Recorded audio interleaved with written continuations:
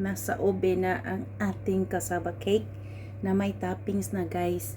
So malapit na siya maluto. Mag-antay na lang tayo ng 30 minutes.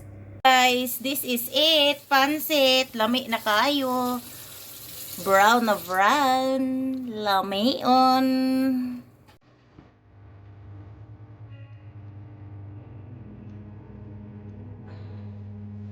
Fornoid, satisfied. My cassava cake today. Dili siya pagod, guys. This is it.